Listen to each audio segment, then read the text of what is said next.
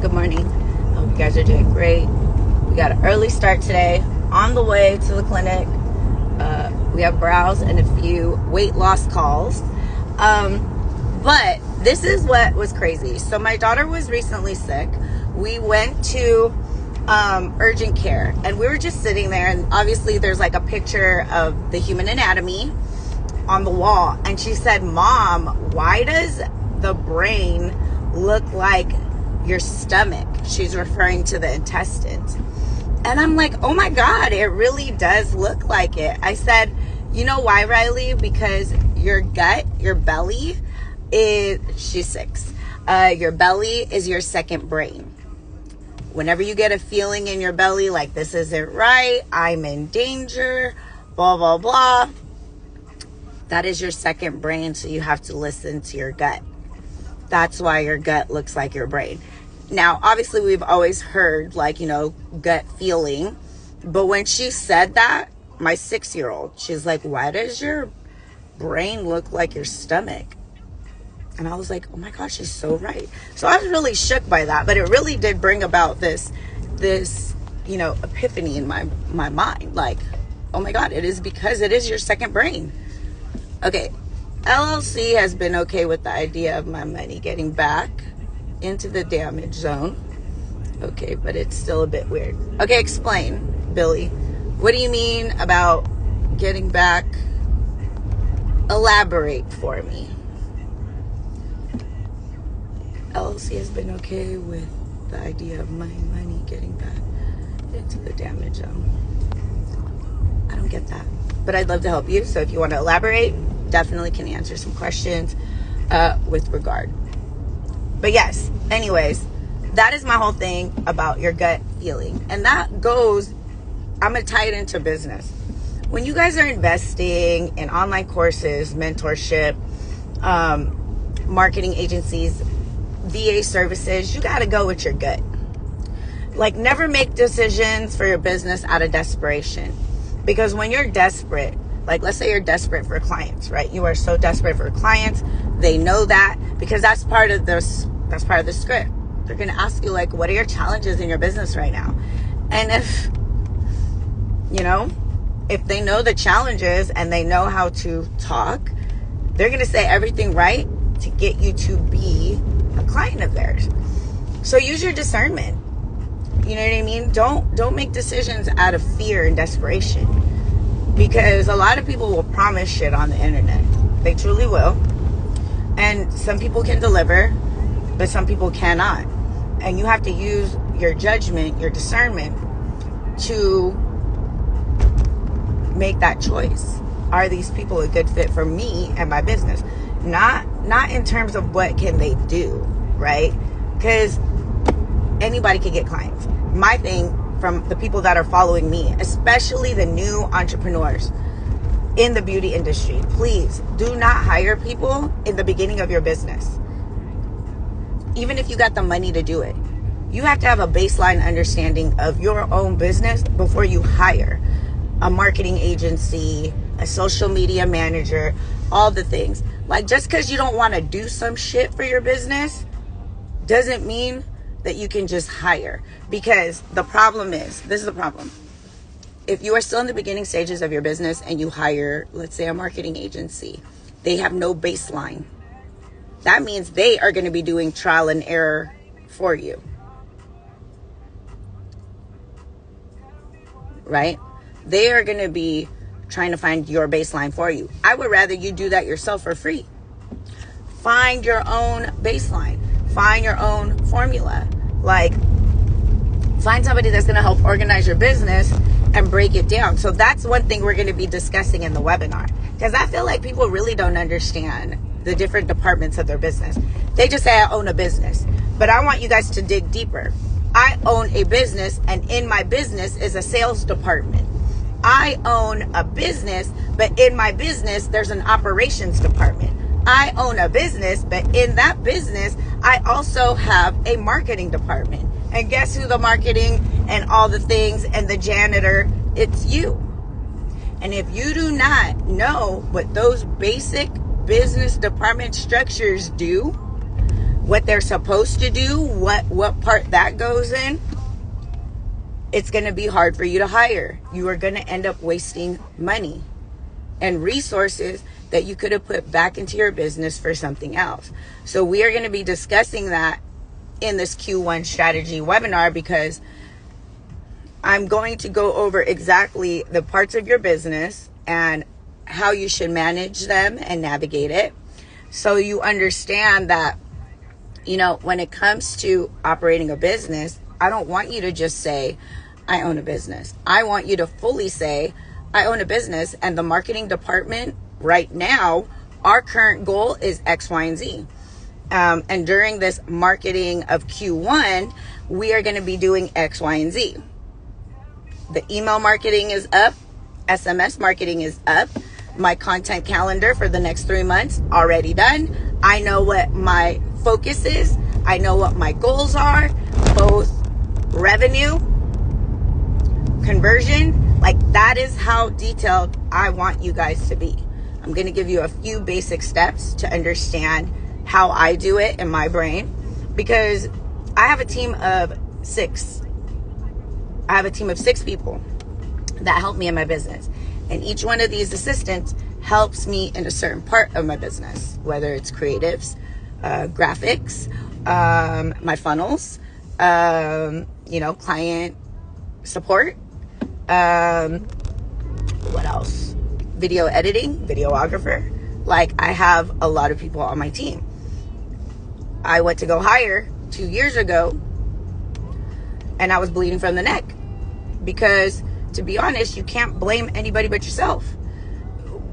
Even when you go hire, you can't just say, I hire you, all right, my hands are free to do, you know what I mean? I wash my hands of this.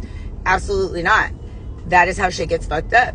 You have to be able to have meetings with them every week, and not them leading the meeting. You are leading the meeting. You have to be able to walk into your business meetings and say, okay, this was our goal for marketing. Client acquisition is our focus for Q1 marketing. What's happening? Why is it that, the first week of January, we're barely getting any sales, right? But if you knew, and this is how you can look. I grew up in my 20s in the club scene. So I used to hang around promoters all the time. And during January, right, one time they threw an event, January 3rd or some shit like that. And my ex-boyfriend at the time was like, this is a waste of fucking time. No one is going to show up, I promise you. Like, I don't know why we're throwing an event this close to the new year, or maybe January 4th or something like that, the weekend of. So, long and behold, nobody came. So, do I apply that shit to my business now? Absolutely. Why do you think I haven't been, doing stuff? 'Cause I know when to start. And it ain't January 1st. Like, the email marketing and stuff like that, those are autopilot. So, no harm, no foul. But in terms of, like, strategic client acquisition, I'm not moving until January 9th.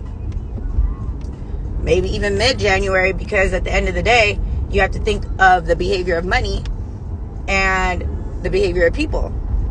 But that's why when you're looking into sales, right? Now let's go into the sales department. You have to understand sales psychology. You have to understand the behavior of money. You have to understand the economy. You have to understand so many moving parts to why your business is where it's at right now. And for all the people that are like, man, I remember back in the day I was making blah, blah, blah, blah, blah. Yes, the economy was also better back then.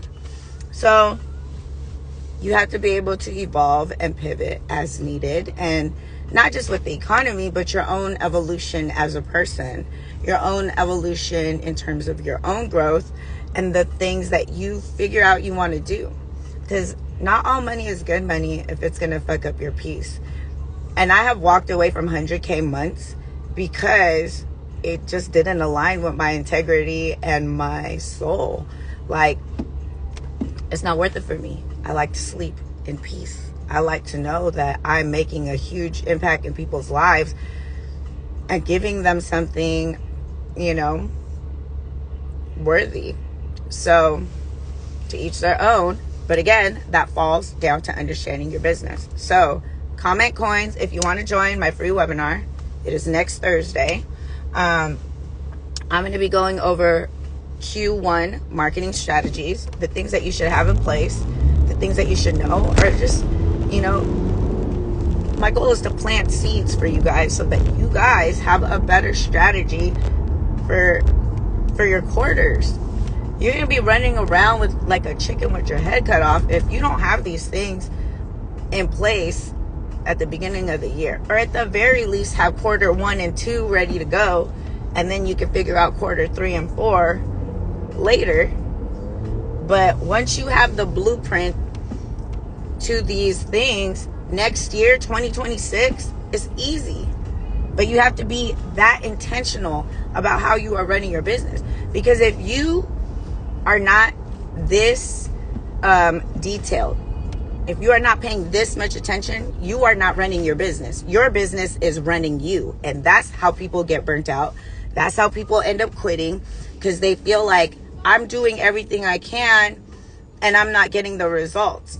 Well, what metrics are you tracking? Are you tracking, like, you could be doing great in your marketing, but your sales sucks, your conversion sucks, and you have to understand how those two departments bridge together and where the hole is in your funnel, in your client journey. Somewhere down the line of you creating content, them seeing that you have availability, and then to actually booking, there is a fucking hole in that client journey. And you have to be able to be intentional to be like, okay, this is the client journey that I expected them to take. There's some reason falling off right here. Like, I got 30 leads and only 3 people booked. Where is this hole? And you're looking at the client journey to try to understand, why are people not converting and why is it right here? But if you're that intentional, it should be easy for you to find it. Usually it's copyright. Usually it's something you said or something you didn't say, something you didn't have in your funnel. So for me, sales funnels are always a vibe. Like, that's why all my mentees, my one-on-one mentees, they get a custom funnel from me that I pay for them. And funnels usually run $3,000 because sales funnels are very different from regular websites. Websites, the only reason why I have a website, and when people are focused on their business in the beginning, they're like, I need a website. I'd have like a standard website just so that I had a website so that I can get my email, my legit email. Don't be running around here with a gmail.com trying to get a business loan. It's not happening. They want to make sure you're a legitimate business, address, phone, business phone, all the things. Hi, Liz. Good morning. Happy New Year. So that's the only reason why I need a website, to legitimize my business. But when it comes to like sales funnels, that's what I feel everybody needs, because a sales funnel is basically sales psychology strategically placed in certain areas to create a certain emotion. And at the end of this sales funnel, there's a specific action you want these people to take. Whether it's to build trust, like a freebie funnel, or a low ticket funnel. But understanding the strategy of this funnel is something that I invested in a mentor. So last year, I already knew a lot about funnels. I knew basic stuff. And then I do my own research. But when you want to go fast, I wanted to go fast. So I paid $8K to a mentor to teach me all about funnels. And yes, we were like, $8,000, that's a lot of money. It's not, though. In the grand scheme of things, when you pay $8K to somebody, and you trust them, and you know they know what the fuck they're talking about because you did your own homework. You didn't look at the car that they're driving. You didn't look at the amount of followers they have. You look and you listen to them. The free game that they give. How helpful they are in the DMs. Like, he was already helping me before I gave him money. Like, I rock with people that are like that because, like, you didn't have to do all that, but you still did. So, hiring Maurice was just a no-brainer. But see, I paid that money to him, but that investment has already made over $60K. And that was like 6 months ago. So, you know, you gotta stop letting $100 problems get in the way of your 6-figure business. If you're always on the mentality of lack, like, I don't got that, I don't have that, I'm broke, man, if you don't quit fucking saying, like, you are what you say you are. You are what you say you are. Every day, you are what you say you are. You are correct. You are correct. You are correct. You are correct. And I'm going to say that shit to you so that it'll get you to stop saying shit like that. I'm broke. I can't. I don't. Nope. Go get it. Go find it. Like, you can get it. Manifest it. Bring it into your space. The thing about a hustler is, number one, everybody that has a 6-figure skill. That means anybody that has a skill. Most beauty entrepreneurs have a specific skill. You guys can get on your fucking phone, use social media, or get on your fucking phone and start calling. Hey, I have a special. Start texting everybody in your fucking phone. Do I think you could come up with 8K? Absolutely. Absolutely. But you gotta have it in your mind that you could get it. Because you are always going to be right. You are always going to be right. You are right. You are right. You are right. Like, when you have friends that are venting to you like, man, my life ain't shit. I'm not shit. Tell them they're right. Say, look, you're going to be right. And I'm not going to tell you you're wrong. Because it's not my life. You are what you say you are. Every day, you are what you say you are. So I'm here to listen to you as a friend because I love you. But I'm going to tell you right now, if you keep talking about yourself like that, you are always right. I'm not going to tell you you're not because you know yourself better than me.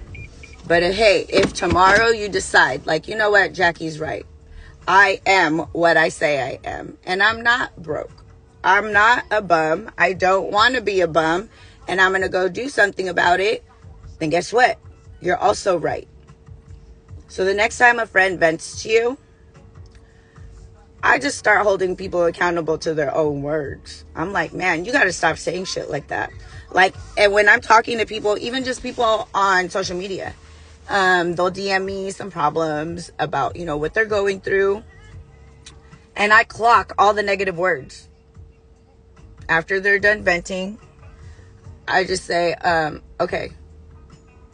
Just right now, in this 10-minute conversation that we have, you have said can't 3 times. You have said, you know, whatever 4 times. And then you talk badly about yourself twice. Now, you want this successful business. Do you think the version of you that just said all those negative things, the person that just talked badly about themselves, do you think that that's the version of you that's going to get you to this fucking goal? And they're like, no, like, you know, I'm like, I'm just asking questions because in my personal experience, like, when people ask me, how do you think you were able to grow a business in the way that you did?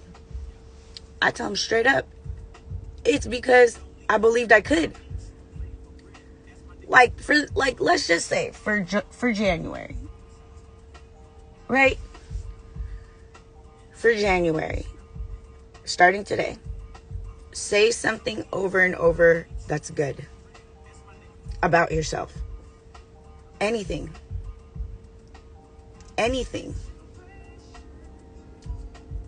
Look in the mirror and just really say something good. Because at the end of the day, you are right. You are always right. You are always right. You are always right. So I'm going to tell everybody on this live right now. You are always right, and I'm never going to argue with you. You say you ain't shit. Guess what? You're right. You're right. You're always right. Man, this business is hard and it's never going to be great. You're right. You're right. Until you start saying something different, you're always going to be right. So choose to say positive things to yourself. If you grew up in a home that over-criticized you, and now you're an adult over-criticizing yourself because that shit feels familiar, and even though it's chaotic, it's the norm. You just brought it into part 2, your adulthood. Knock it off. You didn't like it when somebody was doing it to you as a kid, and now you're doing it to yourself as an adult. You're right. If you are going to be looking at your work, comparing it to somebody else, like, oh, I don't want to post this on social media, it doesn't look like, so-and-so is better than me. You are right. You are right. But it doesn't mean that it has to stay that way.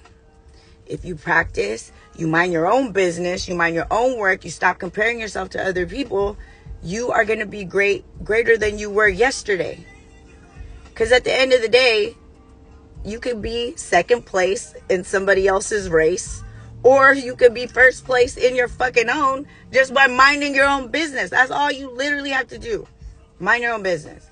Mind the business that pays you. Work on your own healing.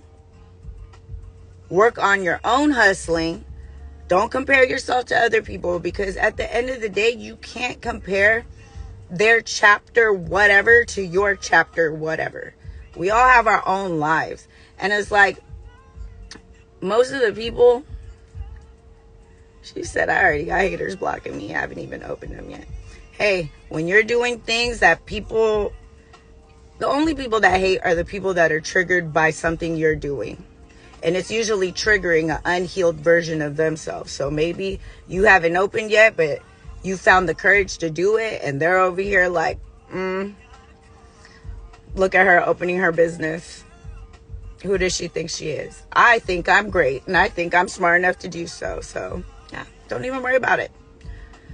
When people remove themselves out of your life, girl, and you didn't even have to fucking do nothing, that's just divine intervention. God said, let's just move them out of the way before she finds success. Because that shit happened to me too. You know, in the beginning of my business, I lost people out of my life that I knew for years. But God removed them before the come up. Because had they stayed, and my lack of boundaries, God said no. Let's remove. Because rejection is God's protection. So whenever you feel like you're losing people, just know that it's like for a reason. There's an absolute reason that God removed that person. Now you have to look within. Don't just be on that, oh yeah, like God removed. You got to look at you too, because in any situation, there's always two people involved, and nobody is ever innocent. Like, even when I get into it with people in my healing and all the things that I'm working on, I still look within. How could I have handled that better? I actually write it down and go talk to my therapist. This is what happened. This is how I handled it. This is what I did. I'm always looking for a way to be better. So I ask, like, and she'll ask me too, like, what do you think you could have done differently?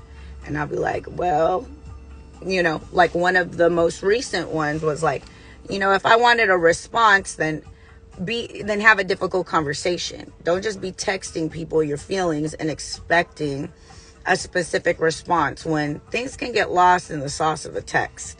If you want to have dialogue, then put your big girl panties on and have a conversation and pick up that phone and have that phone call.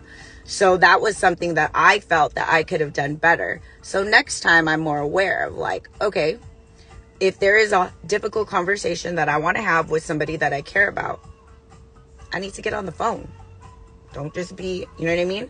But that also goes with like your own journey in your business. Hey, are you waiting for someone? Yeah, I'm waiting for